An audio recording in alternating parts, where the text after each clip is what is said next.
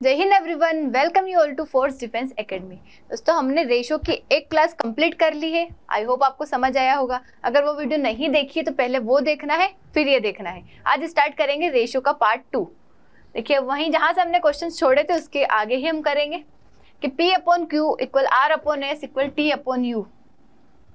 तो यहाँ पे एक और वैल्यू आएगी 2/5, जो थोड़ा सा मिस प्रिंट है, वो हमें लिख लेना है।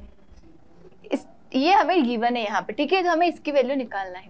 तो आपको यहाँ पे कॉन्सेप्ट ध्यान देना है कि अगर कहीं पे भी, जैसे कहीं लिखा है A upon B equal C upon D equal E upon F equal कुछ भी यहाँ पे नंबर दे दिया इन्होंने 3/5, ठीक है। तो इस तरीके से कभी भी अगर रेशो दिया हो तो अगर आपको इसके साथ, जैसे अगर यहाँ पे बोल देते हैं कि A plus C upon B plus D की वैल्यू क्या होगी, तो ये भी क्या होगा 3/5 ही होगा। अगर यहाँ बोल देते हैं कि A plus C plus E upon B plus D plus F की वैल्यू क्या होगी, तो ये भी 3/5 ही होगी। अगर किसी नंबर का मल्टीप्लाई कर देते हैं इसमें और फिर ऐड करते हैं, जैसे मैंने यहाँ मल्टीप्लाई कर दिया 2A, जैसे मैंने R का मल्टीप्लाई कर दिया इधर भी नीचे भी, यहाँ पे P का मल्टीप्लाई कर दिया ऊपर भी नीचे भी, यहाँ पे Q का मल्टीप्लाई कर दिया ऊपर भी नीचे भी, तो अगर मैं इसकी वैल्यू लिखूंगी RA plus PC plus QE upon RB, एक minute, RB plus PD plus QF, इसकी वैल्यू भी क्या होगी 3/5 ही। इसका मतलब ये है कि अगर आपको कोई रेशो दे रखा है, सबका एक ही रेशो है, मतलब सारी वैल्यूज का एक ही रेशो दिया है 3/5 है कुछ भी वैल्यू, तो वहां पे आप चाहे उनको जोड़ के वैल्यू लिखो या किसी नंबर का मल्टीप्लाई करके वैल्यू लिखो या फिर आधे का कुछ जोड़ के लिखो। अगर एक जैसा ऊपर और नीचे एक जैसा कर रहे हो तो वहां पे उसका आंसर भी वही रहता है, ठीक है। तो ये हमें कॉन्सेप्ट यहाँ पे ध्यान रखना है। तो यहाँ पे आंसर क्या आ जाएगा, अगर इन सब की वैल्यू 2/5 है तो देखो यहाँ पे 4P है, नीचे 4Q है, यहाँ पे 4 का मल्टीप्लाई कर दिया, इधर 3 का कर दिया और यहाँ पे 7 का कर दिया और इन सबको जोड़ दिया, तो आंसर भी क्या आएगा 2/5। नेक्स्ट भी सेम क्वेश्चन है। देखो A upon B C upon D A upon F दे रखा है 1/2, यहाँ पे P का मल्टीप्लाई इधर Q का इधर R का, यहाँ पे भी क्या आएगा आंसर 1/2, मतलब 1:2 आंसर आएगा। नेक्स्ट क्वेश्चन पे चलेंगे। तो अब ये जो क्वेश्चन है यहाँ पे क्या दिया है आपको, A upon B plus C की वैल्यू दे रखी है 5/7, यहाँ पे B upon C plus A की वैल्यू दे रखी है इन्होंने 7/9 और आपसे पूछा है C upon A plus B की वैल्यू। देखिए, अगर आप इन दोनों रेशो को जोड़ते हैं A प्लस बी प्लस सी, यहाँ पे अगर हम इन तीनों रेशो को क्या करते हैं, जोड़ते हैं A plus B plus C, A plus B plus C, तो इन दोनों को भी जोड़ेंगे। देखो इन दोनों को जोड़ दिया हमने न्यूमरेटर डिनोमिनेटर, तो 5 और 7 कितना हो जाएगा 12।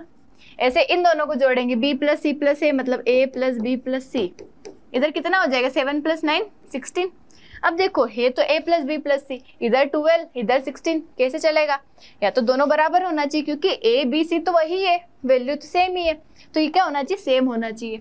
क्या करें सेम बनाने के लिए, इधर 16 इधर 12, ऐसा नंबर ढूंढो जो दोनों के टेबल में आता है।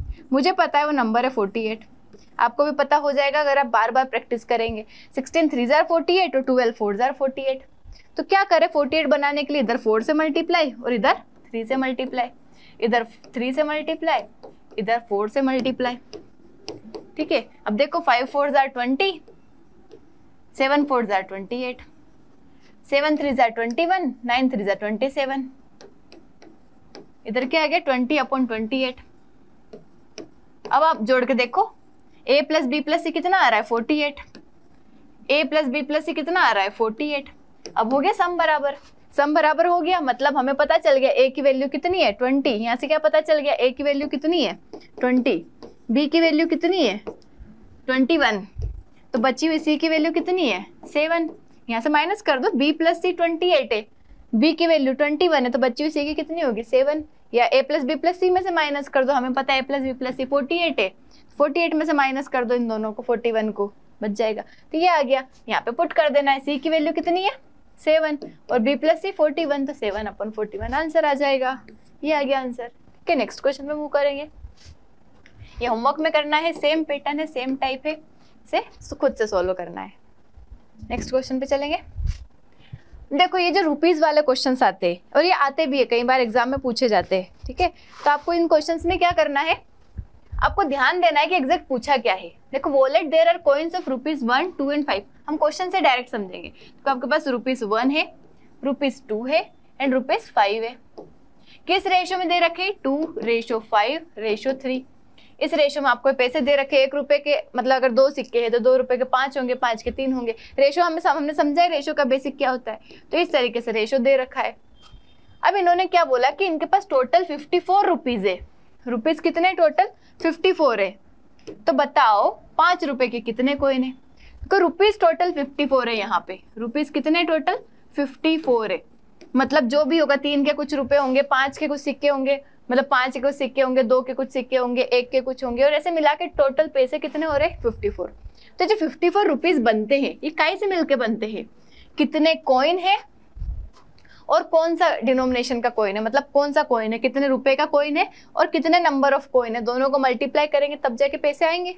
जैसे आपके पास 2 रुपीज का कॉइन है और 1 रुपीज के कॉइन है। हमने कहा कि 2 रुपीज के 10 सिक्के हैं और 1 रुपीज के 5 सिक्के हैं। तो बताओ पैसे कितने होंगे? 10 रुपए के, मतलब 2 रुपए के 10 सिक्के हैं 20 रुपए, और 1 रुपए के 5 सिक्के 5, मतलब टोटल रुपीज कितने हो गए? 25। तो ऐसे जो 25 है उसी की वैल्यू है यहाँ पे 54। तो कैसे पता चलेगा? मल्टीप्लाई करना पड़ेगा।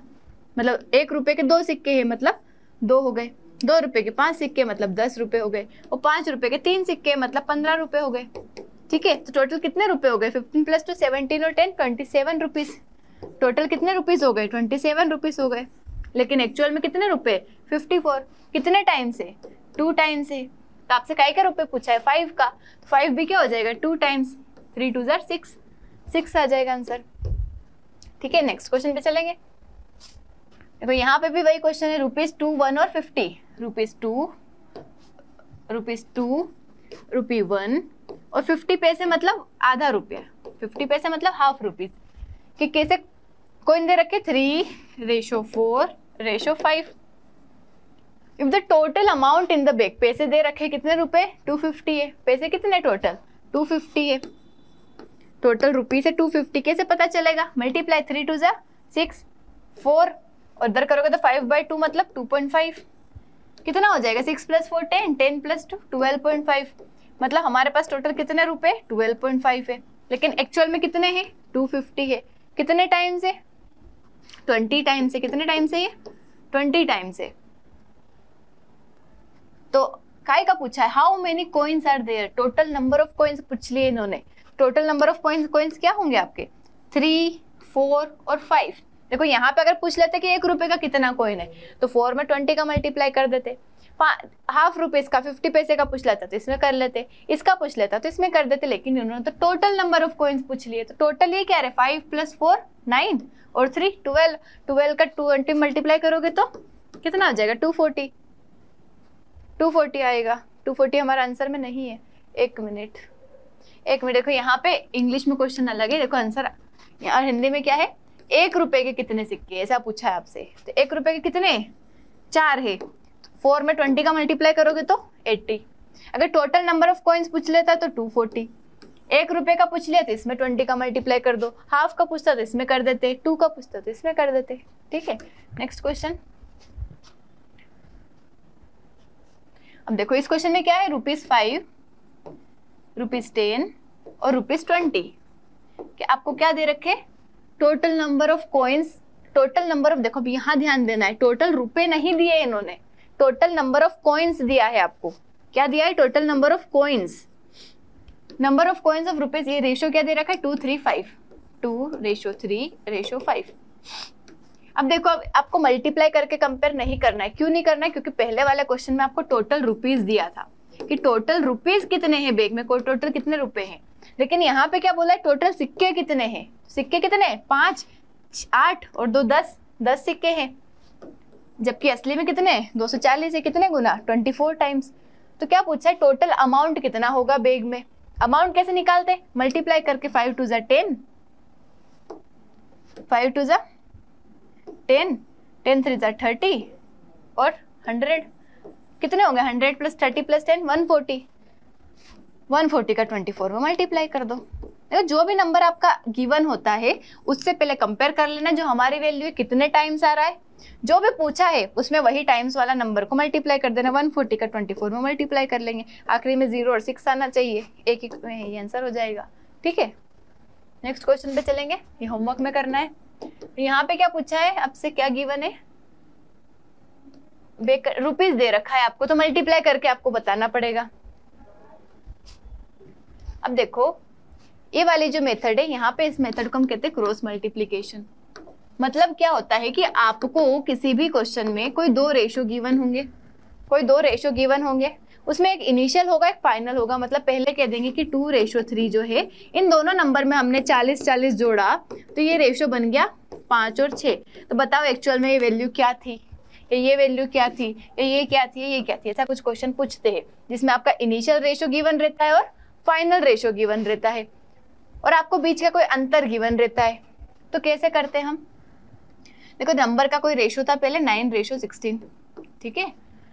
इफ दोनों नंबर को हमने 40-40 बढ़ा दिया तो उनका रेशो बन गया 2:3। 2:3 बन गया। दोनों नंबर को कितना कितना बढ़ाया, इसको भी 40 बढ़ाया, इसको भी 40 बढ़ाया। तो लिखने का तरीका क्या है, पहले आपको लिखना है इनिशियल रेशो जो पहले था, 40-40 बढ़ाया और क्या बन गया, फाइनल रेशो लिखना है। और जितना बढ़ाया उसको नीचे लिखना है। बढ़ाया है तो प्लस लगा के लिखना, घटाया है तो माइनस लगा के लिखना। और एक ही जैसा नंबर है तो आपको कोई चिंता करने की जरूरत नहीं। अगर अलग अलग नंबर रहता है तब थोड़ी दिक्कत रहती है। दिक्कत कुछ नहीं रहती, थोड़ा सा कैलकुलेशन रहता है। डिफरेंस क्या होगा इन दोनों नंबर का, इन दोनों नंबर का अंतर क्या होगा, ये पूछा है आपसे। तो सिंपल सा इसमें क्या करना है आपको, क्रॉस मल्टीप्लीकेशन, इधर का इधर मल्टीप्लाई करो, इधर का इधर करो, इधर का इधर करो, इधर का इधर करो। कितना आ रहा है, 3 9 27, 16 2 32। इन दोनों का अंतर कितना है, 27 और 32 का 5 यूनिट का अंतर है। इधर का मल्टीप्लाई इधर करो, इधर का इधर करो। अब देखो 40 का ही मल्टीप्लाई 2 में कर रहे हो, प्लस माइनस करोगे 40 का ही मल्टीप्लाई 3 में कर रहे हो, तो उससे क्या होगा, नंबर सेम है ना आपका 40, तो आपको क्या करना है, डायरेक्ट अंतर ले लेना है इनका। कितना आ रहा है, 1 का मल्टीप्लाई 40 में कर दो तो आपको डायरेक्ट पता चल जाएगा, यहाँ पे 40 आंसर आएगा। क्योंकि देखो आप क्या करोगे, 40 मल्टीप्लाई 2 माइनस 33 मल्टीप्लाई 40।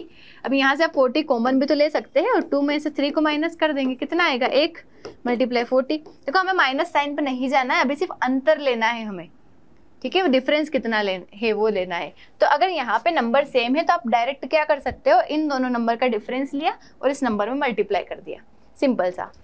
तो आपको क्या करना है, पहले इन दोनों का मल्टीप्लाई किया, जो अंतर आया वो किसके बराबर होगा, इन दोनों का मल्टीप्लाई करके जो अंतर आया। तो 5 यूनिट की वैल्यू 40 है तो 1 यूनिट की वैल्यू 8 है। 1 यूनिट की वैल्यू क्या है, 8 है। तो यहाँ से आपको पता चल गया 9 यूनिट की वैल्यू कितनी होगी, 9 8 72। 16 यूनिट की वैल्यू कितनी होगी, 16 8 144। कितना होगा, 128। 16 8 कितना होगा, 128। अब इन दोनों का अंतर चाहिए आपको, बट आपको यही पूछा है ना यहाँ पे, डिफरेंस बिटवीन द 2 नंबर, इन दोनों नंबर का डिफरेंस। तो आप यहाँ से नंबर निकालो फिर माइनस करो, इससे अच्छा है कि इन दोनों का नंबर का अंतर कितना है, 7 यूनिट। कितना है, 16 में से 9 जाएगा, कितना बचेगा, 7। तो आप डायरेक्ट डिफरेंस में मल्टीप्लाई कर दो 8 का, 7 8 56। तो यहाँ पे माइनस करोगे तो 56 ही आएगा। 128 में से 72 को माइनस कर लो, 56 आएगा। अंतर वही आएगा, आप डायरेक्ट लिखिए, इससे अच्छा है, ठीक है। नेक्स्ट क्वेश्चन करेंगे। देखो रेशो 2 नंबर का दे रखा है, देखो फटाफट आ जाएगा आपको समझ। ए और बी दे रखा है आपको कितना, 5:8। 5 ऐड कर रहे दोनों में, 5 ऐड कर रहे दोनों में, तो रेशो बन जा रहा है उसका 2:3। तो क्या पूछा है, सम क्या होगा ए और बी का, ए प्लस बी क्या होगा, तो 8 + 5 कितना होगा, 13। पहले से लिख लो, ठीक है। अब यहाँ पे 5 3 15, 8 2 16। तो 15 और 16 का अंतर कितना होगा, 1 यूनिट। 15 में से 16 जाएगा, फिर 16 में से 15 जाएगा, कितना बचेगा, 1। ऐसे 5 2 10 माइनस 5 3 15।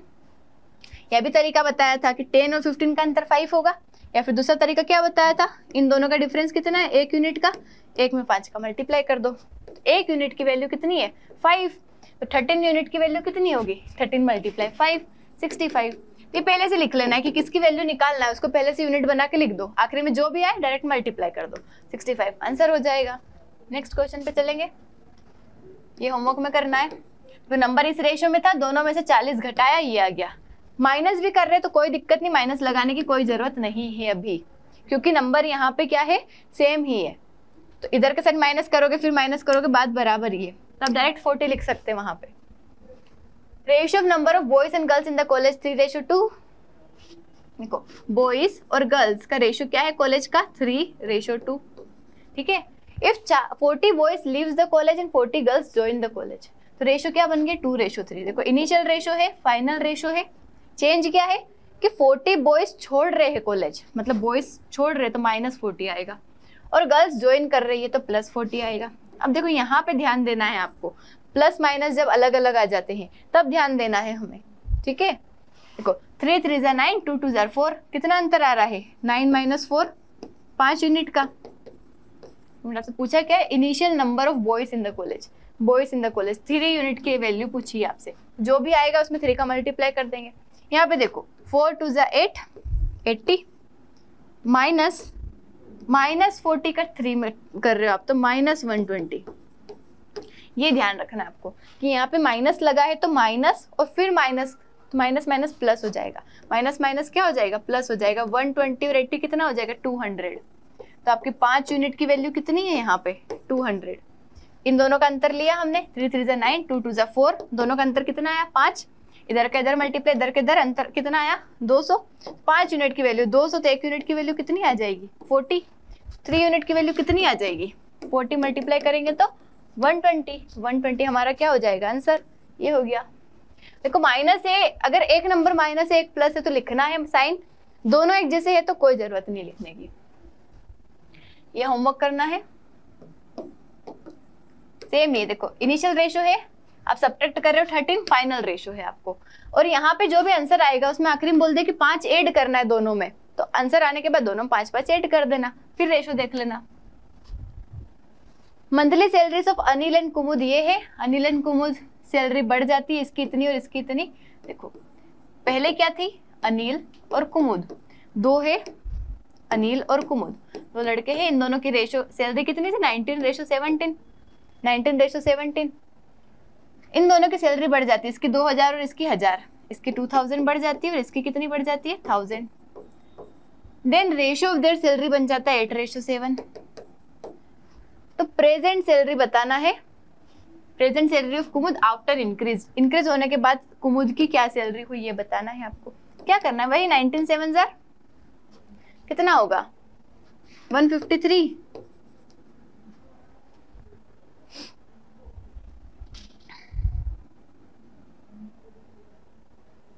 एक मिनट, 19 7 ज़ा 133 माइनस 17 8 ज़ा 136, इसमें माइनस करेंगे अंतर कितना आएगा 3 यूनिट का। इसकी वैल्यू क्या है 8000 माइनस 14000। देखो 8000 माइनस 7 2 ज़ा 14000, 14000 और 8000 का अंतर कितना है 6000, तो 3 यूनिट की वैल्यू 6000, तो 1 यूनिट की वैल्यू 2000। कि वही क्वेश्चन है, कुछ भी चेंज नहीं है इसमें, इधर का इधर मल्टीप्लाई किया, इधर के इधर अंतर आया 3, इधर का इधर किया, इधर के इधर किया, अंतर आया 6000। 3 यूनिट की वैल्यू 6000, 1 यूनिट की वैल्यू 2000। तो किसकी वैल्यू पूछी है 17 यूनिट की वैल्यू कितनी हो जाएगी 17 2 ज़ा 34000। अब आपको ये बात ध्यान रखना है कि आफ्टर इंक्रीज बोला है तो आपको इसमें मल्टीप्लाई नहीं कर देना है इसका 2000 का, ये हमेशा जो वैल्यू आती है इनिशियल की ही आती है। अगर फाइनल पूछा है तो जोड़ दो, जो बोला है ना नीचे ये जोड़ेंगे या घटाएंगे उसको जोड़ देना है। तो कितनी आ गई 34000 और 1000 और इंक्रीज हो जाएगी तो 35000। 35000 क्या हो जाएगा इसका आंसर। नेक्स्ट क्वेश्चन पे चलेंगे। तो यहाँ पे 3 रेशो आ गए, तो यहाँ पे हम क्रॉस मल्टीप्लिकेशन वाला तो नहीं लगाएंगे। यहाँ पे पहले रेशो ये था, बाद में रेशो बन गया 4 5 और 7। 3 batch of class are in the ratio this, 20 student ने इंक्रीज किया तो रेशो चेंज हो गया। इसमें तीनों में कितने जुड़ रहे 20 20 20 20 20 20 जुड़ रहे। टोटल नंबर ऑफ स्टूडेंट बताना है बिफोर इंक्रीज, इंक्रीज होने के पहले। देखो यहाँ पे कितना बढ़ रहा है 4 से 2, 4 से 2 कितना बढ़ रहा है 2 यूनिट बढ़ रहा है। 3 से 5 2 यूनिट बढ़ रहा है। 5 से 7 2 यूनिट बढ़ रहा है। बट एक्चुअल में इधर भी 20 बढ़ रहा है, इधर भी 20 बढ़ रहा है, इधर भी 20 बढ़ रहा है। मतलब ये 2 की वैल्यू ही क्या है यहाँ पे 20 है, तो 1 यूनिट की वैल्यू कितनी हो जाएगी 10। 1 यूनिट की वैल्यू क्या हो जाएगी 10। तो यहाँ पे क्या पूछा है आपसे total number of students increase होने के पहले, पहले कितने थे 5 3 8 और 2 10, तो 10 यूनिट की वैल्यू क्या हो जाएगी 10 मल्टीप्लाई 10 100। सिंपल सा क्वेश्चन था ये। तो डायरेक्ट आपको देखना है रेशियो में हमारे 2 बढ़ रहे हैं लेकिन एक्चुअल में 20 बढ़ रहे हैं, तो 2 यूनिट की वैल्यू 20 है, एक्चुअल वैल्यू निकाल लेना है। तो जितेंद्र नरेंद्र की इनकम दे रखी है, तो यहाँ पे इनकम दे रखी है और उनका एक्सपेंडिचर दे रखा है, और सेविंग बता रखी है। एक मिनट, देखो जितेंद्र और नरेंद्र कि इनकम का रेशो दे रखा है कितना, 4:7 and the ratio of their expenditure, खर्चे का रेशो दे रखा है 6:5। मतलब ये इनकम है और ये क्या उनका खर्चा। तो ये क्या होता है, इनकम किसके बराबर होता है, एक्सपेंडिचर प्लस सेविंग, मतलब कितना खर्चा करते हैं और कितनी बचत करते हैं, वही आपकी टोटल इनकम होती है। एक्सपेंडिचर इनकम दे रखा है, एक्सपेंडिचर दे रखा है, और इन्होंने क्या बोला कि जितेंद्र जो है 400 बचाता है 2800 में से। जितेंद्र क्या करता है, 400 बचाता है 2800 में से। मतलब अगर उसकी इनकम 2800 है तो उसमें से वो कितना सेव कर रहा है, 400 सेव कर रहा है। इनकम अगर 2800 है तो कितना सेव कर रहा है, 400 सेव कर रहा है वो। अगर हम यहाँ से रेशो देखिए, ये सेविंग का हो गया उसका, सेविंग, और ये इनकम, 0 से 0, 0 से 0, 4 1 4, 4 7 8। मतलब अगर उसकी 7 रुपये इनकम है तो उसमें से 1 रुपया क्या कर रहा है, वो सेव कर रहा है। मतलब खर्च कितना कर रहा है यहाँ पे, 6 यूनिट। खर्च कितना कर रहा है, 6 यूनिट। मतलब किसकी बात कर रहे हैं हम, जितेंद्र जो है अगर उसकी इनकम 7 रुपये है तो खर्च कितना कर रहा है, एक्सपेंडिचर कितना कर रहा है, 6 रुपये। मतलब अगर आप जितेंद्र की इनकम और एक्सपेंडिचर का अगर रेशो देखोगे, इनकम 7 है तो खर्च कितना कर रहा है, वो 6 यूनिट खर्च कर रहा है। बट यहाँ पे तो इनकम उसकी 4 दे रखी है और खर्च उसका 6 दे रखा है। हमें बनाना पड़ेगा, इनकम को 7 बनाना पड़ेगा, एक्सपेंडिचर को 6 बनाना पड़ेगा। कैसे बनाएंगे, पहले इसको बराबर बनाना पड़ेगा आपको, कि इधर 4 है इधर 6 है। एक काम करते, पहले बराबर बनाते दोनों को। 4 और 6 को इक्वल बनाने के लिए क्या करना पड़ेगा, ऐसा नंबर जिसकी जो दोनों के टेबल में आता है कौन सा है, 12। इसमें 3 से मल्टीप्लाई कर देते हैं, इधर 2 से मल्टीप्लाई कर देते। देखो 3 4 12 बन जाएगा, 2 6 12 बन जाएगा। देखो ये भी 12 बन गया, ये भी 12 बन गया, दोनों बराबर हो गए। अब क्या करेंगे, इनकम चाहिए 7 और एक्सपेंडिचर चाहिए 6। इनकम चाहिए 7 तो इधर 7 का मल्टीप्लाई कर देते, एक्सपेंडिचर चाहिए 6 तो इधर 6 का मल्टीप्लाई कर देते। देखो इधर 7 का मल्टीप्लाई कर देंगे, इधर 6 का कर देंगे, तो बन जाएगा ना बराबर, इसलिए हमने मल्टीप्लाई कर दिया इसको। देखो 3 2 6 कैंसिल हो गया यहीं पे। यहाँ पे ऊपर मल्टीप्लाई करना है 7 का और नीचे करना है 4 का, ये बचा आपका। तो 7 का मल्टीप्लाई 4 में करोगे तो 7 4 28, कितना हो जाएगा 28, 7 7 49, 4 6 24, 4 5 20। ये आपका रेशो बन गया, ये इनकम हो गई, रेशो हो गया। देखो पहले आपको नॉर्मल रेशो दे रखा था इनकम का और एक्सपेंडिचर का। अब ये बाद में जो दिया है ये किस लिए दिया है, ताकि आप इन दोनों में कुछ कनेक्शन बना पाओ। कनेक्शन बन गया कि यहाँ पे देखो ये रेशो भी अब बन गया सही सार, कि एक्सपेंडिचर अगर 6 है तो इनकम कितनी है 7। आप कैंसिल करके देख लो 28 और 24 को, 4 6 24, 4 7 28। मतलब एक्सपेंडिचर 7, इनकम 7 है तो एक्सपेंडिचर 6 है। तो हमें क्यों दिया था इन्होंने, ताकि हम इन दोनों रेशो को कनेक्ट कर सके। अब कनेक्ट हो गए तो आप इनकम में से एक्सपेंडिचर को डायरेक्ट माइनस करोगे तो सेविंग आएगी। माइनस कर दो, इधर कितना बचा 4 और इधर माइनस करोगे तो 29। अब यहाँ पे क्या बोला है, जितेंद्र कितना बचाता है, 400 बचाता है। 4 की वैल्यू है 400। तो क्या पूछा, नरेंद्र कितना बचाता है, 4 की वैल्यू 400, कितने टाइम्स, 100 टाइम्स। तो 29 की वैल्यू भी 100 टाइम्स, 2900। ये कितना बचाता है 2900। ये आपका आंसर हो जाएगा। ठीक है, इस तरीके से आपको 2 रेशो अलग अलग गिवन होंगे, उन दोनों में कोई रिलेशन होगा, कोई कनेक्शन होगा, तो बस हमें वही बनाना है। को ratio of monthly income of A and B is 4:5 और इनका एक्सपेंडिचर दे रखा है। देखो इनकम दे रखी है ए और बी की, क्या दे रखी है इनकम 4:5 और इनका एक्सपेंडिचर दे रखा है 3:8, 3:8। और आपको क्या बोला है कि income of A is equal to expenditure of B. मतलब ए की जो इनकम है, फिर ए की जो इनकम है वो इक्वल है बी के एक्सपेंडिचर के। मतलब ए की जो इनकम है, बी का जो एक्सपेंडिचर है, ये दोनों बराबर है। ये दोनों क्या है, बराबर है। तो जैसा क्वेश्चन में बोला है वैसा ही हमें इस रेशो में बना देना है। रेशो में कैसे बनाएंगे, मल्टीप्लाई करके। तो देखो ये दोनों बराबर है, लेकिन ये 4 है ये 8 है। क्या करें, इसमें 2 का मल्टीप्लाई कर दे। तो रेशो में एक नंबर में मल्टीप्लाई नहीं होता है, दोनों में होता है। 2 का मल्टीप्लाई कर देंगे तो 2 4 8 और 2 5 10, 2 4 8 और 2 5 10। अभी दोनों में कनेक्शन बन गया। अब अगर सेविंग निकालनी हो तो क्या करेंगे, इसमें से इसको माइनस कर दो 5 और 10 में से 8 गया तो 2, 5:2 आंसर आ जाएगा। ठीक है, नेक्स्ट क्वेश्चन पे चलेंगे। इसका होमवर्क में करना है। देखो रेशो दे रखा है इनकम का, एक्सपेंडिचर का, यहाँ पे कनेक्शन दे रखा है कि देखो एक्सपेंडिचर ऑफ ए जो है 5/12 है उसकी इनकम का ही। चलो ये वाला मैं ही करवा देती हूँ, थोड़ा सा अलग है। देखो ratio of income of A and B, A और बी की इनकम का रेशियो क्या दे रखा है 4:3, 4:3 इनकम हो गई। अब क्या बोला है कि expenditure of A is 5/12 of his income. A का एक्सपेंडिचर जो है ए की इनकम का ही 5/12 है, मतलब इसका ही 5/12 है इसका एक्सपेंडिचर। इसे अगर आप यहाँ पे देखोगे तो इसका खर्चा कितना है 5/, इनकम जितनी है उसका 5/12 इसका खर्चा है। और बी का एक्सपेंडिचर कितना है 7/15 ऑफ हिज इनकम। बी का एक्सपेंडिचर कितना है 7/15, मतलब उसकी इनकम का 7/15 है। तो क्यों ना हम ऐसा नंबर ढूंढे, देखो यहाँ आ रहा है 5/12, इधर आ रहा है 7/15, ऐसा नंबर ढूंढ लेते जो 15 और 12 दोनों के नंबर टेबल में आता हो और हम उसका मल्टीप्लाई कर देते इसमें। क्योंकि आप खुद ही देखो इसका 5/12 कैसे निकालोगे, पॉइंट में आंसर आएगा। इसका 7/15 कैसे निकालोगे, पॉइंट में आंसर आएगा। तो पॉइंट में आंसर ना आए इसलिए हम चाहते हैं कि क्या कर ले, हम यहाँ पे ऐसे नंबर से मल्टीप्लाई कर दे जो दोनों के टेबल में आता हो, 12 और 15। तो कौन सा नंबर है ऐसा 60, ऐसा नंबर कौन सा है 60 जो दोनों के टेबल में आता है। 60 का मल्टीप्लाई कर देते हैं, 6 4 = 24 और 6 3 = 18। 60 का हमने मल्टीप्लाई कर दिया 4:3 में। अब देखो यहाँ पे क्या बोला, एक्सपेंडिचर कितना है 5/12 ऑफ 240। तो 240 का 5/12 क्या होगा, 12 2 = 24, 0 कर लो 100 आ गया। और इसका कितना है 7/15, तो 15 1 = 15, 15 2 = 30 और 12 का 7 मल्टीप्लाई करोगे तो 84। सॉल्व किया है बस, मैंने कुछ नहीं किया।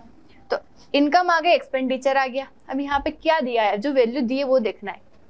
डिफरेंस बिटवीन देयर एक्सपेंडिचर, खर्चों का ही अंतर दिया है इन्होंने, सेविंग नहीं निकालना हमें।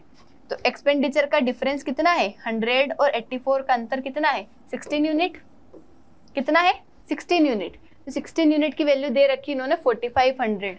16 यूनिट की वैल्यू क्या दे रखी इन्होंने 4500। तो आपसे पूछा क्या है, इनकम ऑफ बी, बी की इनकम पूछा है। 4500 की वैल्यू दे रखी है इन्होंने, मतलब 16 की वैल्यू दे रखी है 4500। तो यहाँ पे काय की वैल्यू निकालना है आपको, बी की इनकम। बी की इनकम मतलब 180 की वैल्यू निकालना है यहाँ पे। ये सॉल्व कर लेना है, कैसे करेंगे, 4 4 = 16, 4 4 = 16, 4 5 = 20। इसको सॉल्व करोगे तो यहाँ 25 आएगा, 45 मल्टीप्लाई करोगे तो 2025 और उसमें 25 का मल्टीप्लाई कर दो, 50625 आ रहा है हमारा सॉल्यूशन, 50625 आ रहा है। इसे सॉल्व कर लेना है, सिर्फ कैलकुलेशन है। नेक्स्ट क्वेश्चन देखो, आपको बस कनेक्शन दे रखा है इन्होंने, income of A is 2/3 of बीस इनकम। ए और बी की इनकम का रेशो दे रखा है यहाँ पे, ये होमवर्क में करना है, इसे इजी है ये। ए और बी की इनकम का रेशो दे रखा है, एक्सपेंडिचर का रेशो दे रखा है और दोनों का कनेक्शन दे रखा है। सोल्व कर लेना है और फिर सेविंग निकाल लेना है, इनकम में से एक्सपेंडिचर माइनस करके। यहाँ पे क्या है, ए बी सी स्पेंड करते हैं 80%, 85% और 75% ऑफ देयर इनकम रिस्पेक्टिवली। देखो ए बी और सी क्या करते हैं, स्पेंड मतलब खर्चा करते हैं। देखो 80% मतलब 4/5, 85% मतलब 17/20 और 75% मतलब 3/4। मतलब इनकी इनकम 5 है तो उसमें से 4 खर्चा करते हैं। ये इनकम हो गया, ये एक्सपेंडिचर हो गया। इन दोनों का रेशो दिया है कि ए जो है अगर 5 इनकम है तो 4 खर्चा करता है, बी अगर 20 इनकम है तो 17 खर्चा करता है। रेशो है इन दोनों का, ये ऐसे रेशो नहीं दिया है, ऐसे रेशो दिया है। 4 इनकम है तो 3 खर्चा करता है, ठीक है। इनकम और एक्सपेंडिचर, इनकम में से एक्सपेंडिचर को माइनस करोगे तो क्या आएगा, सेविंग आएगा। मतलब 5 में से 4 गया तो सेविंग कितनी हो गई, 1, इधर 3 और इधर 1 यूनिट। जबकि आपको यहाँ पे सेविंग का रेशो दे रखा है कि 8, 9 और 20 में सेविंग करते हैं। मतलब एक्चुअल में क्या है 8:9:20, ये इनके सेविंग का रेशो है। तो हमें क्या और डिफरेंस भी दे रखा है इनकम ए और सी की, तो हमें बी की इनकम बताना है।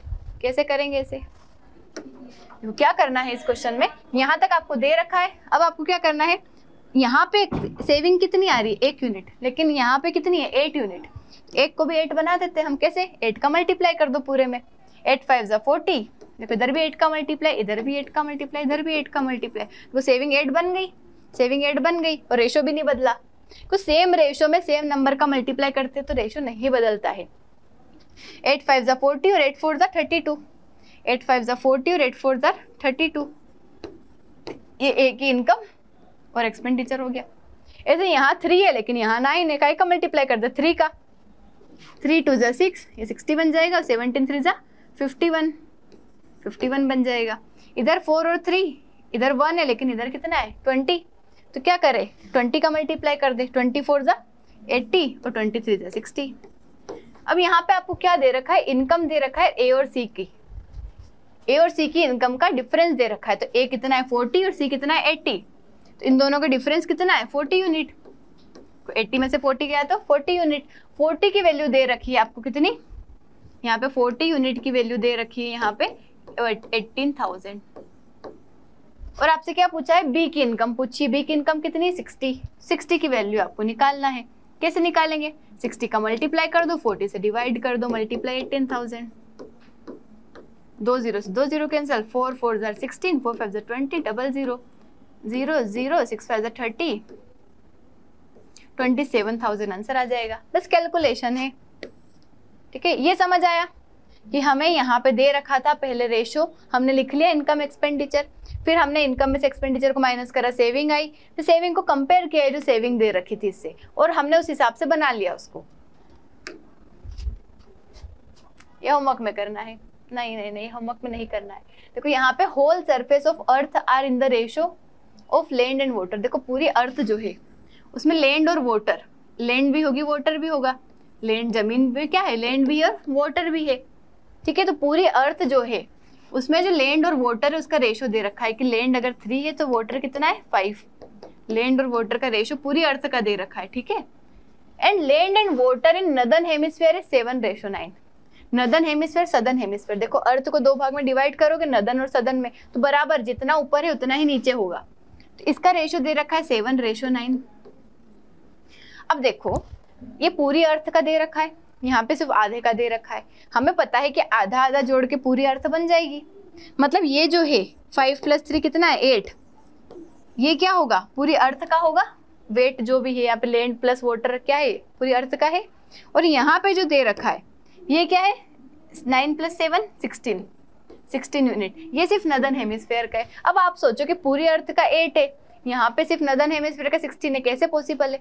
पूरी अर्थ का कितना होना चाहिए, इसका डबल होना चाहिए ना, कि इन दोनों को मिला के ही तो ये बनेगा, तो इसका कितना होना चाहिए 32 होना चाहिए। कितना होना चाहिए, इधर अगर नदर्न हेमिस्फीयर में लैंड प्लस वाटर मिला के 16 यूनिट है, तो यहाँ पे पूरी अर्थ का कितना होना चाहिए 32 यूनिट। 32 यूनिट कैसे बनेगा, 8 में 4 का मल्टीप्लाई करना पड़ेगा, तो 4 का मल्टीप्लाई करेंगे तो रेशो में भी होगा, लैंड और वाटर का रेशो 4 3 12 और 4 5 20।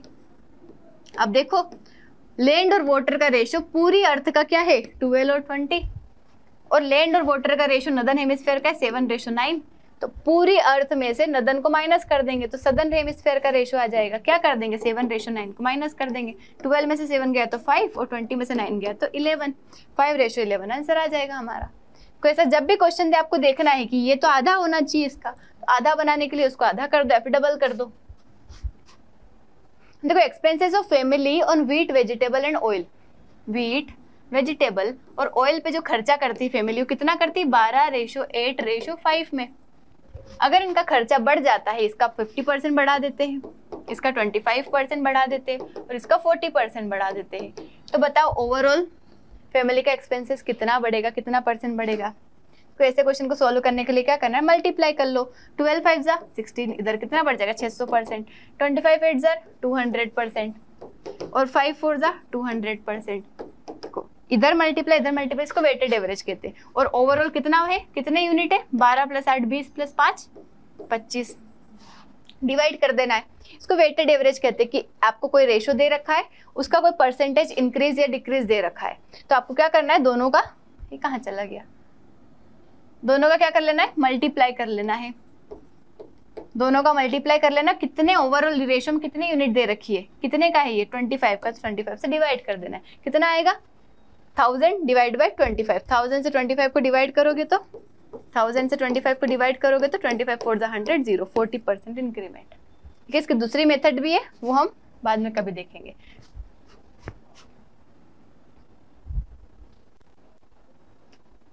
देखो यहाँ पे B C D E 4 लोग हैं, इनके सैलरी का रेशो दे रखा है 2:3:4:5 और सैलरीज इंक्रीज हो रही, कितनी इंक्रीज हो रही है, इसकी 20% बढ़ रही है, ऐसे इसकी 30%, 40%, 50%। तो आपको देखो ओवरऑल इंक्रीज पूछता था, अभी जैसे किया था उस तरीके से कर लेते, लेकिन यहाँ पे क्या बोला इन्होंने कि इंक्रीज सैलरी जो डी की है, डी की इंक्रीज हुई सैलरी इन्होंने दे रखी है यहाँ पे, तो क्यों ना हम डायरेक्ट डी की ही इंक्रीज हुई सैलरी निकाल ले। तब देखो कितना परसेंट, 20% मतलब 2/10, 30% मतलब 3/10, 40% मतलब 4/10 और 50% मतलब 5/10। तो एक काम करें, सबके नीचे 10 आ रहा है, एक काम करें सबको 0 से मल्टीप्लाई कर दे, ताकि हम क्या जब निकाले तो आसानी से निकाल पाए। ठीक है, ये निकाल दिया। अब इन्होंने क्या बोला कि डी की बढ़ी हुई सैलरी 560 है। डी की बढ़ी हुई सैलरी क्या होगी, कितने से परसेंट बढ़ रही है, 40%, मतलब 4/10 बढ़ रही है, तो 40 का 4/10 मतलब 16 बढ़ रही है, 16 बढ़ रही है, तो कितनी हो जाएगी, 56 हो जाएगी डी की सैलरी। बढ़ने के बाद अगर 40% बढ़ेगी डी की सैलरी तो कितनी हो जाएगी, 56, लेकिन एक्चुअल में कितनी हो गई, 560। तो 56 यूनिट की वैल्यू है 560, तो एक यूनिट की वैल्यू क्या है, 10। एक यूनिट की वैल्यू कितनी है, 10। तो आपसे क्या पूछा है, सम पूछा है original salary of B, C, D and E. तो चारों की ओरिजिनल सैलरी का सम कर लो, 5 + 4 9, 12 और 14, मतलब 140 यूनिट की वैल्यू क्या होगी, एक यूनिट की वैल्यू 10 है, 140 यूनिट की वैल्यू 1400, आंसर आ जाएगा। नेक्स्ट क्वेश्चन पे चलेंगे। अब देखो ऐसे क्वेश्चंस भी आते हैं आपके कि कोई स्टोन है, अगर वो टूट जाता है किसी रेशो में तो उसकी प्राइस जो है पहले से बाद में कितना अंतर आएगा। ये जो क्वेश्चन से समझ लेते हैं इसको कि कोई स्टोन है सेमी प्रीशियस, इस वेट का कोई काम नहीं है यहाँ पे, उसकी वैल्यू है पहले जो उसकी वैल्यू है वो कितनी है, 230,400, ये उसकी एक्चुअल वैल्यू है। ठीक है, कोई सेमी प्रीशियस स्टोन है, डायमंड मान लो कोई भी, इतना उसकी वैल्यू है। अब 2 भाग में टूट गया, कौन से 2 भाग में, 5:7, मतलब पहले क्या हुआ करता था, 7 + 5 12 यूनिट हुआ करता था, अब वो 2 टुकड़ों में बढ़ गया, एक 5 और एक 7, 2 भाग में टूट गया वो। ठीक है, अब क्या बोला है, इसकी जो प्राइस है, इस प्रोडक्ट की जो प्राइस है वो प्रोपोर्शनल है to the square of its weight, मतलब उसकी जो प्राइस होगी वो क्या होगी, उसके वेट के स्क्वायर के बराबर। मतलब पहले उसका 12 वेट था, अब कितना हो गया, 5 और 7 हो गया, तो पहले प्राइस क्या होगी, इसका स्क्वायर कितना होता है, 12 का स्क्वायर 144, पहले प्राइस क्या थी 144, अब प्राइस क्या हो गई, 2 अलग अलग भाग में टूट गया, तो इसका स्क्वायर कितना होगा 25 और इसका स्क्वायर 49, दोनों को जोड़ लेते हैं 74। तो पहले प्राइस थी 144, अब प्राइस कितनी हो गई 74। तो यहीं से समझ आ रहा है कि प्राइस क्या हो गई, कम।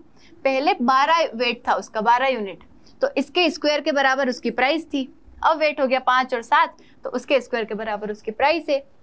अब क्या बोल रखा है, लॉस पूछा है आपसे, आपको इनिशियल वैल्यू दे रखी, मतलब पहले 144 की वैल्यू ये दे रखी है आपको, 144 की वैल्यू ये दे रखी, आपसे क्या पूछा है, लॉस कितना हुआ, तो लॉस कितना हुआ, पहले 144 रुपए का मिल रहा था वो, अब 74 में बिक रहा है, 144 में से 74 माइनस कर दो, कितना बचेगा 70, तो यही आपका लॉस हुआ।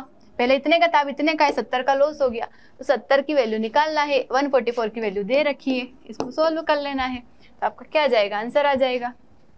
ठीक है, इसको सोल्व करोगे तो क्या आ जाएगा, आंसर आ जाएगा, सोल्व कर लेना है, 12 12 जा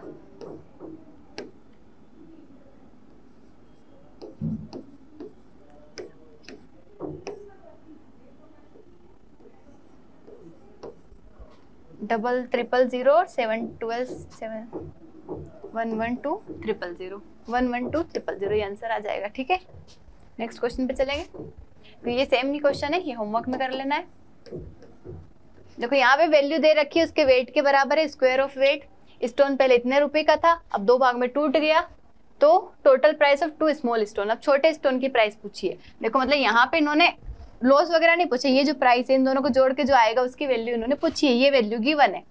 ठीक है, नेक्स्ट क्वेश्चन, ये भी सेम ही क्वेश्चन है, इसको भी क्या कर लेना है, होमवर्क में कर लेना है।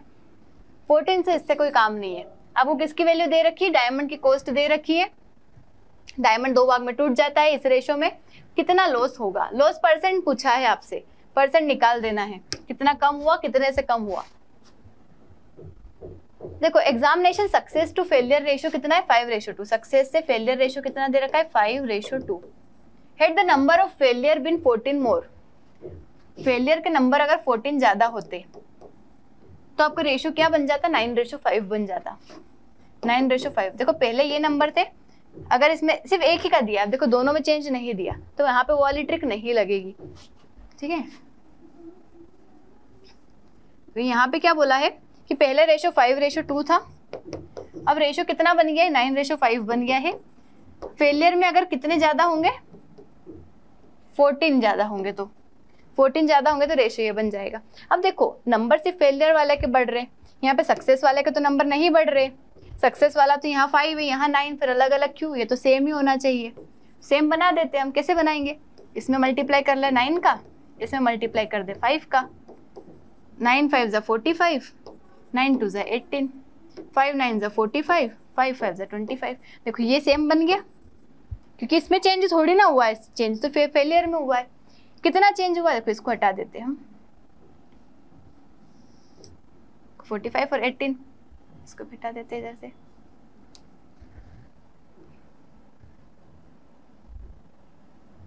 (45) और 25, देखो कितना बढ़ा, ये 7 यूनिट बढ़ा। पहले रेशियो था 45 18, अब कितना हो गया 45 25, कितना बढ़ रहा है, ये 7 यूनिट बढ़ रहा है। 18 से 25 कितना बढ़ रहा है, 7 यूनिट बढ़ रहा है, लेकिन एक्चुअल में कितना बढ़ रहा है, 14 बढ़ रहा है। देखो ये सेम है, सिर्फ ये बढ़ रहा है, 7 बढ़ रहा है, लेकिन एक्चुअल में कितना बढ़ रहा है, 14 बढ़ रहा है। तो 1 यूनिट की वैल्यू कितनी आ जाएगी, 7 की अगर 14 है तो 1 यूनिट की वैल्यू 2 आ जाएगी। Total number of candidates who appeared for examination, तो शुरू में कितने कैंडिडेट थे, 45 + 18 कर लो। टोटली शुरुआत कितने कैंडिडेट थे, 45 + 18 कितना आ जाएगा, 63। 63 की वैल्यू आपसे पूछी है, मल्टीप्लाई कर लो, कितना आ जाएगा 126, 126 आंसर आ जाएगा, ठीक है। लास्ट क्वेश्चन है हमारे इसका, तो लास्ट क्वेश्चन क्या बोलता है, कंपाउंड रेशियो बताना है 1:2 और 3:5 का। कंपाउंड मतलब दोनों का मल्टीप्लाई कर दो, 1/2 मल्टीप्लाई 3/5। कंपाउंड पूछा है, मल्टीप्लाई कर दो, 3 1 ज़ा 3 और 5 2 ज़ा 10, 3/10, 3:10 क्या आ जाएगा, आंसर आ जाएगा। 3:10 क्या आ जाएगा, आंसर हो गया कंप्लीट। तो आज के लिए इतना ही, मिलते हैं नेक्स्ट वीडियो में विथ नेक्स्ट टॉपिक। जो भी क्वेश्चंस आपको होमवर्क के लिए दिए हैं वो आपको सॉल्व करना ही है। That's all for today, thank you so much, जय हिंद।